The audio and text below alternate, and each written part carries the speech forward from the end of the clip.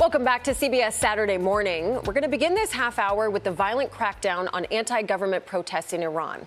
President Trump yesterday thanking the Iranian government for not following through on the executions of some 800 political prisoners.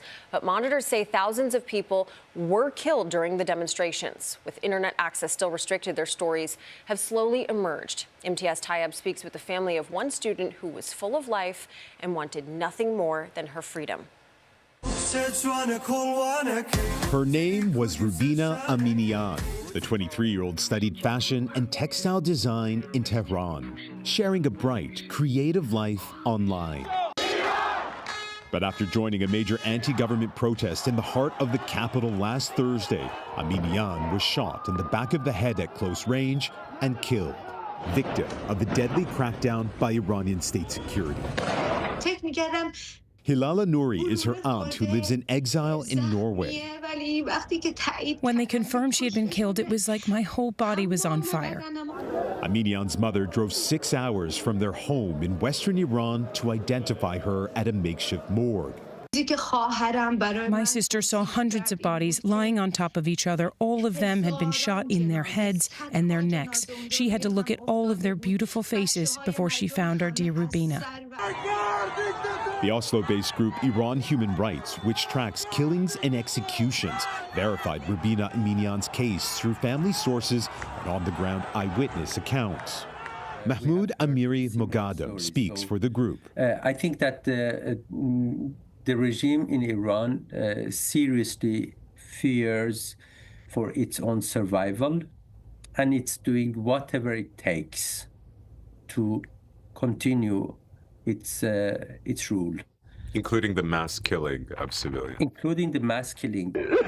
Medical officials contacted by CBS News inside Iran believe the death toll is now in the many thousands.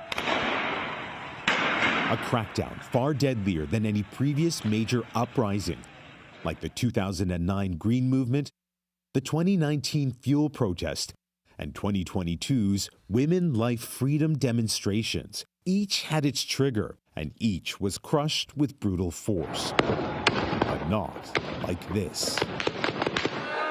After more than a week of near total internet and telecommunications blackout, Iranian state TV broadcasts the funerals of security forces killed by, quote, rioters, and has also aired more than 100 confessions. It's a demonstration of brutality that is beyond imagination. It's trying to traumatize the whole society, maybe a whole generation, so that they don't stand up again. The regime's crackdown has been so brutal and so vast, few have dared to speak out. And for Rubina Aminian's family in Iran, they are now under house arrest, but say they cannot let her story go untold. I am here with a heart full of pain and with this tired body, but I am talking to you so that I don't allow our oppressor to become stronger or let the dictator become more powerful. What is your message to President Trump? We only want Supreme Leader Khamenei's blood. We don't want anything else. Now, MTS joins us now from our London newsroom. I mean, it was just heartbreaking to listen to Rubina's aunt talk about that experience of having to go and identify the body. But, you mentioned a couple of the protests in the past during your piece going back to 2009.